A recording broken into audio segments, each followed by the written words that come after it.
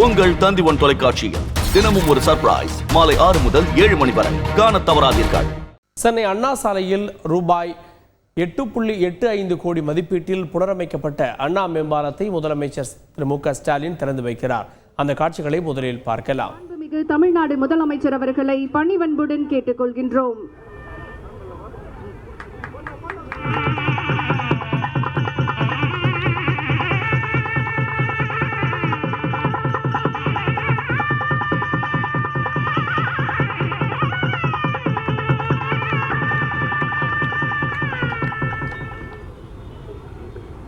$10.85 கோடி ரூபாய் மதிப்பீட்டில் இது குறித்த கூடுதல் தகவல்களை செய்தியாளர் சமய மணிவண்ணனிடம் கேட்கலாம். சமய மணிவண்ணன், இந்த பாலமானது மீண்டும் புனரமைக்கப்பட்டிருக்கிறது. சென்னையினுடைய பழமையான பாலங்களில் அண்ணா மேம்பாலமும் ஒன்று. இதை பற்றிய கூடுதல் விவரங்கள் என்ன?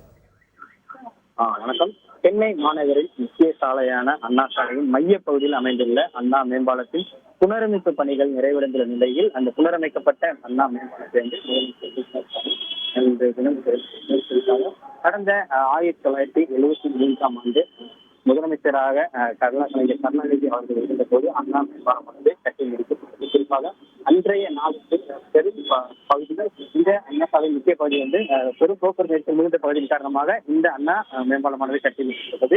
இந்நிலையில் கடந்த ஆண்டு டிசம்பர் 2023ஆம் ஆண்டு இந்த அண்ணா மேம்பாலமானது பொன்விழா ஆண்டை முடிவடைந்த நிலையில் இந்த தொடர்ந்து அதனை எட்டி இந்த அண்ணா மேம்பாலமானது தொடர்ந்து புனரமைக்கப்பட்டது. கிட்டத்தட்ட ஒரு 10.85 கோடி நிதியில் இந்த அண்ணா மேம்பாலமானது புனரமைக்கப்பட்ட நிலையில் இன்றைய தினம் புனரமைக்கப்பட்ட அண்ணா மேம்பாலத்தை முதலமைச்சர் மு.க. ஸ்டாலின் திறந்து வைத்தார். தொடர்ந்து அண்ணா மேம்பாலம் கீழே உள்ள பூங்காக்கள் பொதுப்பொலிவுடனும் தூண்கள் GRC எனப்படும் கான்கிரீட் கொண்டு பூட்டப்பட்டும் தொடர்ந்து பாலம் முழுவதும் வண்ணப்பொருட்கள் மீண்டும் இந்த அண்ணா மேம்பாலமானது புனரமைக்கப்பட்டுள்ளது. மேலும் குறிப்பாக அறிஞர் அண்ணாவின் பொன்மொழிகளும் இந்த மேம்பாலத்திற்கு கீழே ஆங்காங்கே வைக்கப்பட்டுள்ளன. இதன் தொடர்ச்சியாக இந்த நிகழ்ச்சியிலிருந்து முதலமைச்சர் அண்ணா மேம்பாலத்தை புனரமைக்கப்பட்ட அண்ணா மேம்பாலத்தை தொடங்கி வைக்கும் இந்த நிகழ்ச்சியிலிருந்து முதலமைச்சருடன் பொதுப்பணித்துறை அமைச்சர் ஏவாவேலு, சென்னை மாநகர மேயர் ஆகியோர் கலந்து கொண்டார்கள்.